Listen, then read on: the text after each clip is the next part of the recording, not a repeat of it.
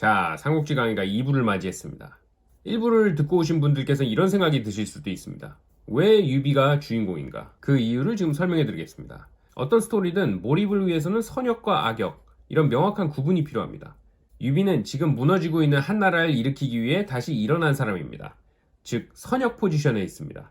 삼국지 이야기를 전체적으로 요약하다 보니 유비의 성격을 나타내는 에피소드들을 많이 소개시켜드리지 못했는데, 삼국지에서 유비는 기본적으로 굉장히 선한 사람으로 그려집니다. 그에 반해 조조는 아직 지금까지 스토리에서 명백한 악역으로 전환된 건 아니지만 여백사 사건, 서주 대학살 사건 등을 통해 악역으로 서서히 자리 잡고 있습니다. 조조가 동탁의 잔당으로부터 황제를 구출했기 때문에 지금은 가장 충직한 한나라의 신하가 된 상황이지만, 이것이 앞으로 이어질 이야기에서 뒤바뀌게 되어 결국 악역으로 전환하게 됩니다. 그렇게 유비와 조조의 대결, 즉 선 대 악이라는 구도가 자리 잡게 되는 겁니다.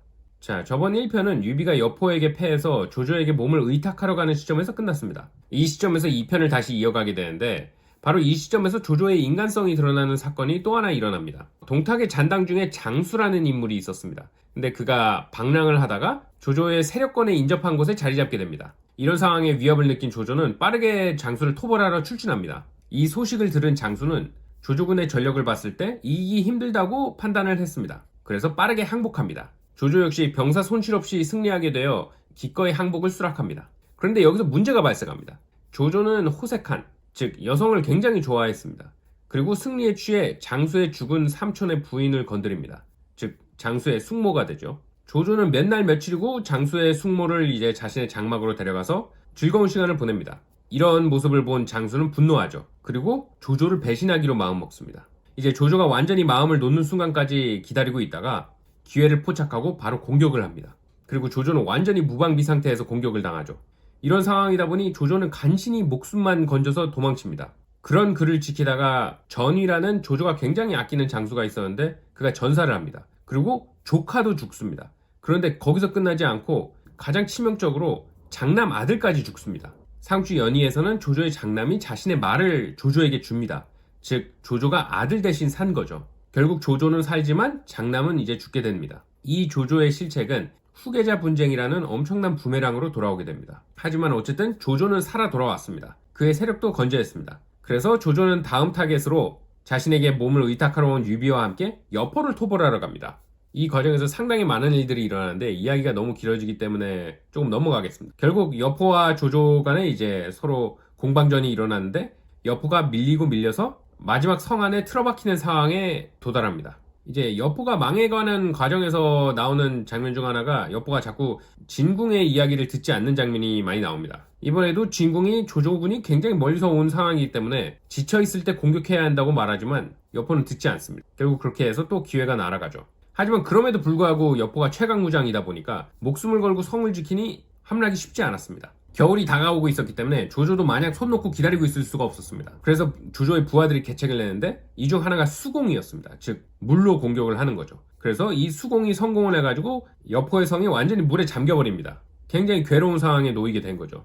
그런 상황에 놓이다 보니까 여포도 술에 빠져 살면서 하루하루를 보내고 있는데, 그러다 거울에 비친 자신의 모습을 보고 정신을 차립니다. 그래서 이러면 안 되겠다 싶어가지고 성 안에 금주령을 내리고 군사들을 단속합니다. 그런데 이 상황에서 여포 부하 장수가 말을 훔쳐서 달아나는 군사를 붙잡는 공을 세웁니다. 그리고 여포에게 이 사실을 보고하면서 공을 세웠으니까 병사들을 위로하는 차원에서 술을 한 잔 마실 수 있게 해달라고 허가 요청을 합니다. 즉 술을 먼저 마신 게 아니라 술을 마셔도 되냐고 물어보러 온 거죠. 그런데 여포가 이 이야기를 듣고 금주령을 어겼다고 날뛰면서 이 장수를 죽이려고 합니다. 간신히 다른 장수들이 말려가지고 죽지는 않았지만 곤장을 맞게 됩니다. 이 일로 인해서 여포는 완전히 장수들의 신뢰를 잃습니다. 결국 장수들이 배신을 하고 여포와 진궁을 붙잡고 성문을 엽니다. 그렇게 여포의 성은 조조에게 함락을 당합니다. 진궁은 붙잡힌 후에 의연하게 죽음을 받아들입니다. 조조가 눈물을 흘리면서 형장까지 배웅을 할 정도였습니다. 하지만 여포는 끝까지 살아보겠다고 조조에게 충성을 맹세하겠다면서 목숨을 구걸합니다. 이제 아무래도 여포가 최강무장이다 보니까 조조도 잠시 고민에 빠집니다. 이렇게 고민하는 조조를 본 여포가 조조 옆에 있던 유비에게 말 좀 잘해달라고 이렇게 눈치를 보냅니다. 이거는 예전에 여포가 유비에게 은혜를 베푼 적이 있기 때문입니다. 즉 자신이 예전에 유비에게 은혜를 한번 베푼 적이 있으니까 유비가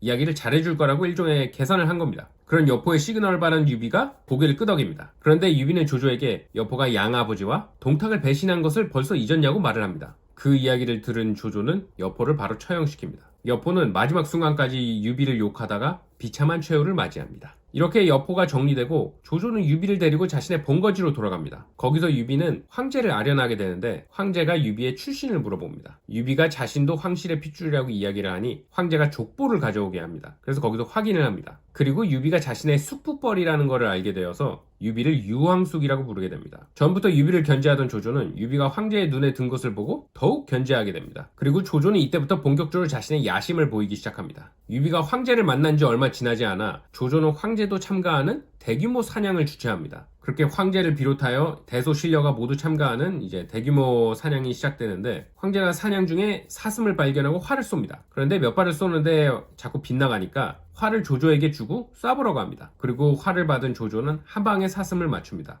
그런데 사냥감을 확인한 사람들은 조조가 쏜 줄 몰랐습니다. 그런데 사슴에 박힌 황금 화살을 보고 황제 폐하오 만세라고 외칩니다. 이때 조조가 앞으로 나가서 손을 들면서 축하를 대신 받습니다. 많은 사람들이 조조의 이런 모습을 보고 분개합니다. 관우는 아예 이 장면을 보고 조조를 베겠다고 칼까지 잡아들었는데 유비가 간신히 말립니다. 그렇게 사냥이 끝나고 황제는 돌아와서 땅을 치며 분노합니다. 자신이 황제지만 신하인 조조에게 완전히 업신당하는 상황을 견딜 수가 없었던 거죠. 그래서 황제는 자신의 측근인 동승이라는 인물에게 조조의 암살 명령을 내립니다. 조조에게 들키지 않기 위해 복대에 혈서를 숨겨서 전달합니다. 전달할 때도 여기에 혈서가 들어있다든지 그런 이야기를 하지 않았습니다. 그냥 언제나 황실을 위해 수고해줘서 고맙다면서 그 상으로 복대를 내린다고만 이야기했습니다. 그렇게 복대를 받고 동승이 돌아가는데 이제 사방에 조조의 눈이 있다 보니까 이 소식을 들은 조조가 돌아가는 동승을 붙잡습니다. 그래서 조조가 복대를 집어들고 여기저기 살펴보면서 동승에게 이런저런 질문도 던지지만 동승도 사실 거기에 뭐가 들어있는지 모르다 보니까 결국 뭘 밝혀내지는 못합니다. 그렇게 동승은 위기를 모면하고 돌아갑니다. 동승은 왜 황제가 복대를 자신에게 줬는지 고민하다가 깜빡 잠이 듭니다. 이 과정에서 동승이 자다가 촛불을 칩니다. 그리고 그 촛불이 복대에 떨어집니다. 그렇게 복대에 불이 붙는데 동승이 급하게 불을 끕니다. 그런데 복대의 탄 자국을 보니까 그 안에 혈서가 숨겨져 있었던 겁니다. 동승은 황제의 혈서를 읽고 눈물을 흘립니다. 그리고 황제의 명령을 받들어서 조조의 암살을 위해 사람을 모으기 시작합니다. 그래서 먼저 자신의 주변에 믿을 만한 사람들을 먼저 포섭한 다음에 유비까지 찾아가게 됩니다. 이거는 동승이 사냥터에서 분개하는 관우의 모습을 봤기 때문에 유비라면 믿을 수 있겠다 싶어서 찾아간 것입니다. 그렇게 유비도 황제의 혈서를 읽고 눈물을 흘리면서 동참하기로 합니다. 하지만 지금 당장 뭔가를 하기에는 조조의 경계심이 너무 높아져 있는 상황이었습니다. 그래서 유비는 자신에 대한 조조의 경계심을 늦추기 위해 농사를 시작합니다. 즉 세상 일에 관심 없고 농사나 하는 사람이라는 이미지를 심기 위한 작전이었습니다. 하지만 조조는 쉽게 속지 않았습니다. 유비를 술자리에 초대하죠. 그리고 그 자리에서 영웅에 대해 논하기 시작합니다. 조조는 천하의 인물들 중에 누가 영웅인가? 라는 질문을 날립니다.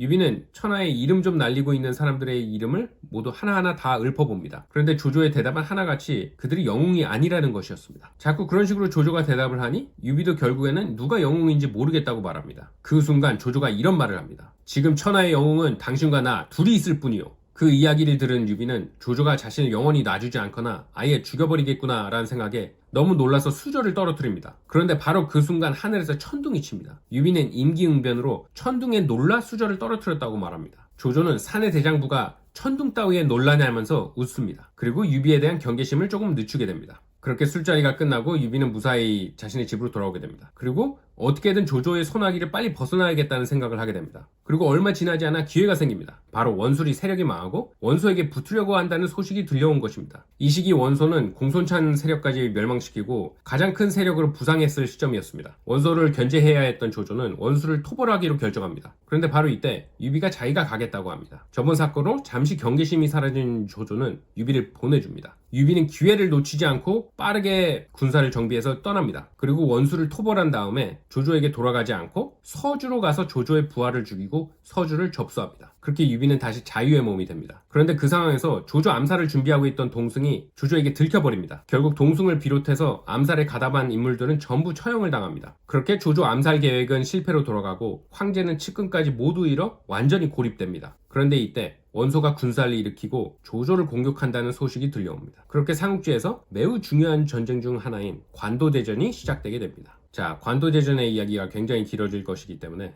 오늘은 여기까지 하고 다음 시간에 관도대전을 만나보겠습니다. 들어주셔서 감사합니다.